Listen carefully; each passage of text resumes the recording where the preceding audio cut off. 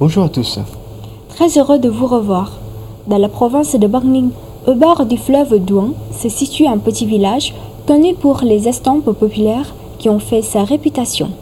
Ce village nommé Đông Hồ a hérité d'un savoir-faire unique, apprécié depuis des siècles, afin de créer des œuvres artisanales célèbres dans toutes les contrées du pays. Utilisées à des fins décoratives pendant les jeux de tête, les estampes de Đông Hồ sont devenues aujourd'hui un loisir pour les passionnés d'art populaire. Avant de partir à la découverte de ce village septentrional, voici l'actualité francophone.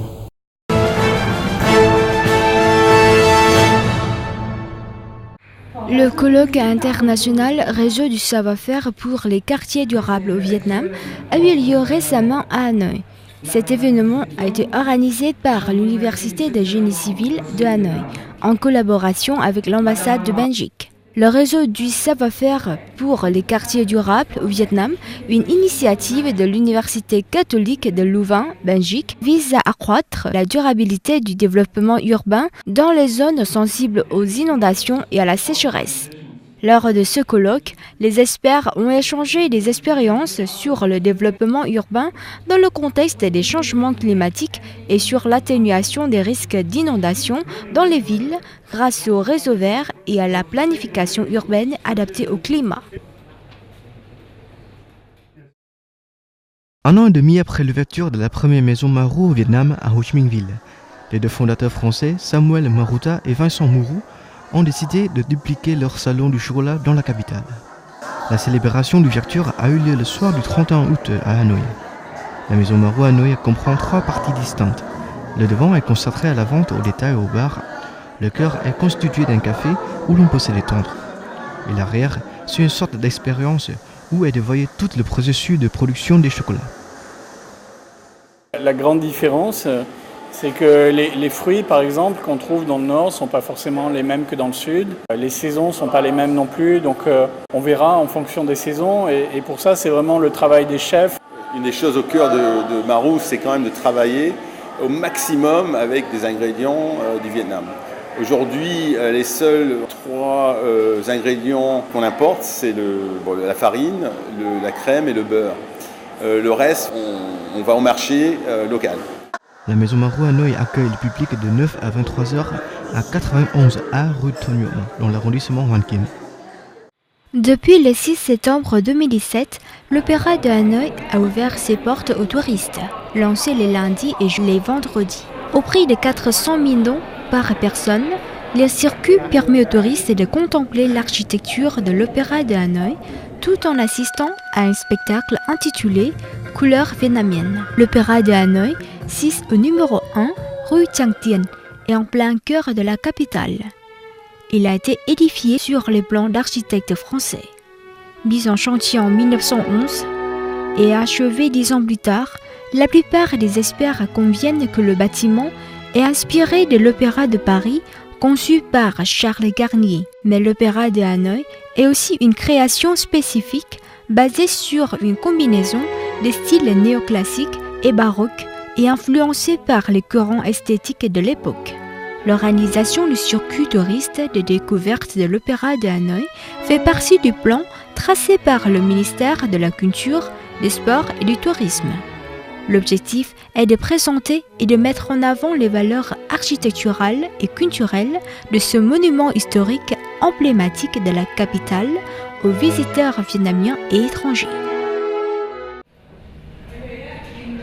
Le 6 septembre, à l'Institut français de Hanoï, l'Espace, la maison d'édition Alpha Books et la société de publication Omega ont présenté au public la traduction en vietnamien de l'ouvrage Napoléon Laurent de l'historien anglais Andrew Roberts.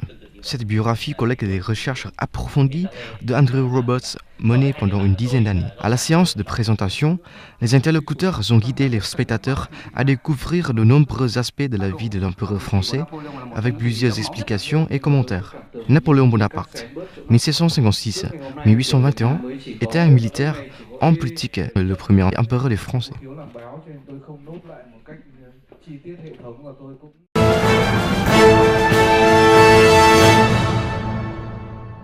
Les estampes populaires de Đông Hồ font partie depuis de temps immémoriaux de la vie du peuple vietnamien. Elles sont entièrement réalisées à la main à partir de matières premières naturelles. Imprimées sur du papier dip, décorées par les couleurs brillantes et vivantes. Les estampes de Dongho sont le fruit de la dextérité, de la patience et du sens esthétique des artisans. Notre reportage vous emmène à la rencontre de la famille d'un artisan d'estampes populaire à Dongho, qui va nous expliquer plus en détail le processus de production ainsi que les valeurs intemporelles que véhiculent ces produits traditionnels. Les estampes populaires de Dongho sont nées dans un petit village situé au bord du fleuve Duong, dans la commune de Songho, province septentrionale de Bắc Ninh. Cette région risicole, densément peuplée, a beaucoup d'atouts sur le plan culturel, à commencer par les célèbres estampes de Dongho, résultat d'un savoir-faire unique apprécié depuis des siècles. Nous nous rendons chez Nguyễn Hữu Quả, une des rares familles du village de Dongho, encore spécialisée dans la production des estampes.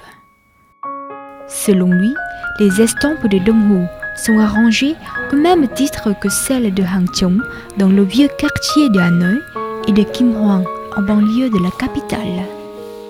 Autrefois, les estampes de Dongho étaient vendues pour les besoins du Tết. Les habitants collaient ces peintures sur les murs pour décorer leur maison à l'occasion du Nouvel An lunaire. Une belle tradition de Vietnamiens du delta du fleuve rouge. Aujourd'hui, elles sont à loisir pour les passionnés des arts populaires. La production des estampes de Dongho remonte à très longtemps, sur une stèle érigée au XVIe siècle dans la maison commune de notre village. On peut voir l'image des deux rats qui érigent du riz. C'est une preuve tangible que les estampes de Dongho sont nées durant ce siècle et se sont développées jusqu'à maintenant. Toutes les étapes de la production sont réalisées entièrement à la main, fruit de la dextérité, de la patience et du sens esthétique des artisans. Exploitant les matières du quotidien, les estampes de Dongho reflètent la vie spirituelle et matérielle des habitants vivant dans le delta du fleuve rouge. Elles traduisent les rêves pluriséculaires des travailleurs d'une famille en harmonie et d'une société fondée sur l'égalité et le bonheur. En ce sens, les estampes de Dongho ont largement contribué à la préservation des valeurs culturelles traditionnelles du pays. La vitalité des estampes de Dongho s'explique par le contenu de chaque œuvre. Malgré des difficultés évidentes qui ont bien failli leur être fatales au cours de l'histoire, la production de ces estampes perdure et se perpétue comme vent et marée. Les estampes de Dongho s'articulent principalement autour de 50 thèmes. Le premier montre le souhait des habitants d'avoir une vie meilleure, avec ici la famille des coqs et celle des cochons. Le deuxième thème reflète les scènes de la vie quotidienne, comme par exemple ici, avec une famille harmonieuse pour cette œuvre intitulée « Recueil des noix de coco ».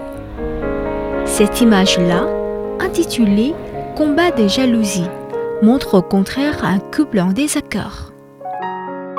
Le troisième thème est réservé aux événements historiques exaltant les héros du pays qui menèrent des batailles courageuses pour protéger le pays. Le quatrième thème est dédié aux histoires célèbres comme celle de Kieu ou de Thạch Sanh. Pour le cinquième thème et dernier thème, les peintures décrivent la vie spirituelle des habitants. Quant à ces couleurs, brillantes et vivantes, elles proviennent de produits 100% naturels.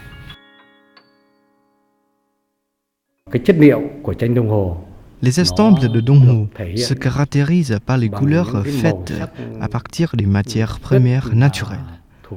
Par exemple, le rouge est obtenu à partir de ravier rouge, le vert à partir des feuilles, le jaune à partir du sophora du Japon, Le blanc, à partir de la nare de mollusques bivalves de la famille des Pectinidae. Enfin, le noir est obtenu à partir des cendres de feuilles de bambou et de pailles de riz gluant.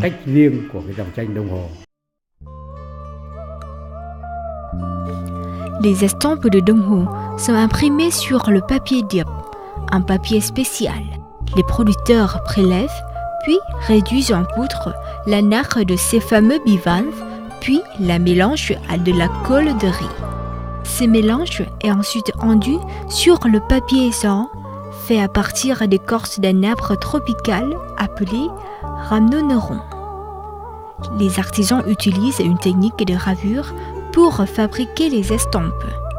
Chaque gravure, présentée sous forme de planche, correspond à une couleur, ce qui explique le fait que le nombre de couleurs sur une estampe équivaut au nombre de gravures utilisées. L'impression respecte le principe suivant. Les couleurs fortes, comme le rouge et le vert, seront imprimées d'abord. Puis les couleurs plus légères, comme le jaune et le blanc, et enfin le noir.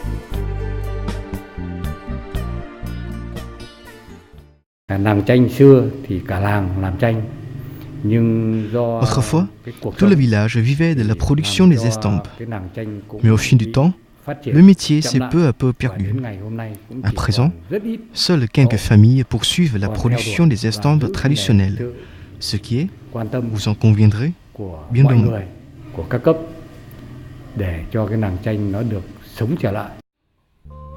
Au fil du temps, beaucoup de gravures anciennes des estampes de Đông Ho ont été équarrées ou abîmées. Conscient de la préservation du métier traditionnel du village, l'artisan Nguyễn Hữu Quả n'est pas fataliste. Il espère voir dans les prochaines années les estampes de Đông Ho retrouver leur vitalité. Pour tenter de réussir son pari, il se focalise sur la restauration et la production des gravures. Un travail qui nécessite du temps et des efforts pour rendre vivants les détails figurant dans les gravures. Les estampes de Đông Ho font partie du trésor des beaux-arts du pays. Ces estampes traditionnelles sont d'ailleurs classées au patrimoine culturel immatériel national. Preuve, s'il était encore besoin de le souligner, de leur valeur inestimable.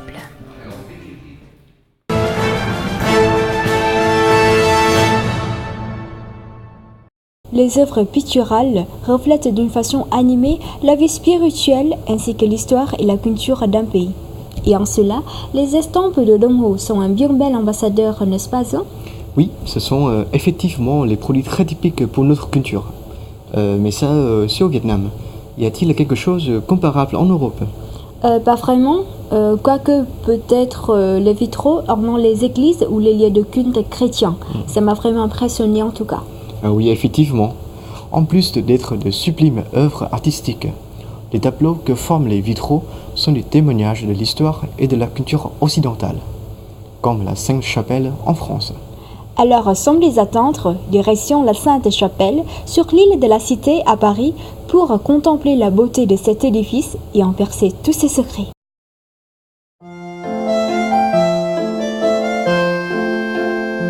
Les vitraux qui ornent principalement les églises et autres lieux de culte chrétiens sont renommés depuis des lustres.